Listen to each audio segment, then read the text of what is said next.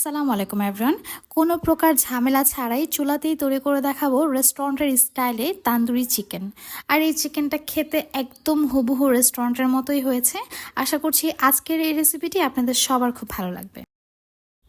Tandoori chicken তৈরি করার জন্য আমি ঘরোয়াভাবেই একটা গরম মশলা তৈরি করে নেব। এই জন্য আমি এখানে এলাচ, দারচিনি, লবঙ্গ, কালো গোলমরিচ, তেজপাতা, তার সাথে নিয়েছি জয়ফল, জয়ত্রী এবং তার সাথে অ্যাড করেছি পোস্তদানা। মোট কথা আমার ঘরে যা যা গোটা গরম মশলা ছিল তার সব কিছুর কম্বিনেশনেই কিন্তু আমি এই গরম মশলাটা তৈরি করে নিয়েছি।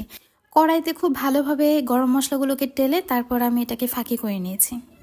আপনারা চাইলে এই গরম মশলাটা কিন্তু বাইরে থেকে কিনে এনেও ব্যবহার করতে পারেন, অথবা তান্দুরি মশলা নামে যেই প্যাকেট মশলাটা পাওয়া যায় সেটা দিয়েও কিন্তু এই তান্দুরি চিকেনটা তৈরি করতে পারেন।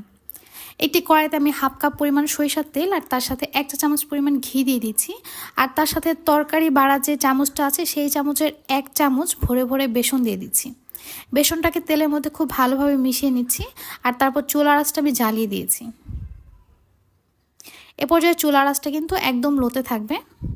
এখন এখানে অ্যাড করব ভরে ভরে 1.5 চা চামচ পরিমাণ মরিচ গুঁড়ো। আর তার সাথে অ্যাড করছি তরকারি বাড়ার যে চামচটা আছে না সেটা দিয়ে ভরে ভরে 1 চামচ কাশ্মীরি রেড চিলি পাউডার। এখন একটা হ্যান্ড বিটার দিয়ে আমি খুব ভালোভাবে এই মশলাগুলোকে তেলের মধ্যে মিশিয়ে নেব। আর এই পর্যায়ে চুলার আঁচটা কিন্তু জ্বালানোই থাকবে।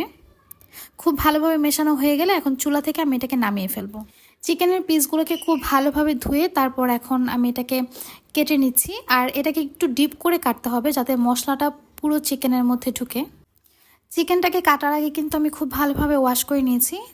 তারপর এটা কেটে আমি কিন্তু আর ধুবো না। তারপরে যদি চিকেনের গায়ে পানি লেগে থাকে সেক্ষেত্রে আপনার চিকেনটাকে একটু মুছে নেবেন। চিকেনগুলোকে ভালোভাবে কেটে নিয়েছি। আর এখানে আমি প্রায় হাফ কাপ পরিমাণ টক দই পানি ছড়িয়ে নিয়েছি। অ্যাড করছি 1.5 টেবিল চামচ পরিমাণ ধনিয়া গুঁড়ো।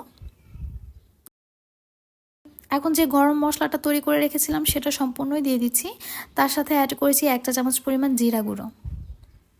দিয়ে দিচ্ছি বিট লবণ হাফ চা চামচ পরিমাণ এবং তার সাথে দিয়ে দিচ্ছি সাদা লবণ 1 চা চামচ পরিমাণ।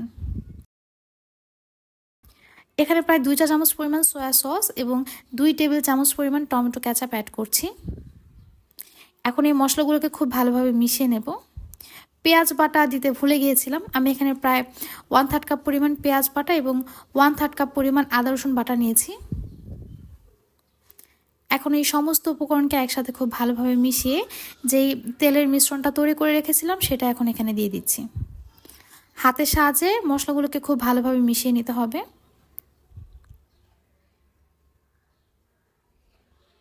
মশলাটা মেশানোর পর এখন আমি যে চিকেনগুলো কেটে রেখেছিলাম সেগুলো দিয়ে দিচ্ছি। আমি এখানে প্রায় 9 পিসের মতো চিকেন নিয়েছিলাম। আর 9 পিস চিকেনের জন্য আমার মশলার পরিমাণটা এইরকম ছিল। চিকেনের সাথে মশলাটাকে খুবই ভালোভাবে মাখিয়ে নিতে হবে। আমি এখানে 1 টুকরো কয়লা চুলাতে গরম করে তারপর চিকেনের উপর রেখে এখন এর মধ্যে তেল দিয়ে দিয়েছি। আর তারপর এটাকে ঢেকে রেখে দেবো। ধোঁয়াটা যখন মাংসের মধ্যে খুব ভালোভাবে প্রবেশ হয়ে যাবে, তারপর ধোঁয়াটা যখন শেষ হয়ে যাবে ঠিক তখন এই মাংসটাকে আপনারা নর্মাল ফ্রিজে সংরক্ষণ করতে পারেন। এইটাকে যেদিন রান্না করবেন তার আগের দিন ম্যারিনেট করে রাখলে সবচেয়ে বেশি ভালো হয়।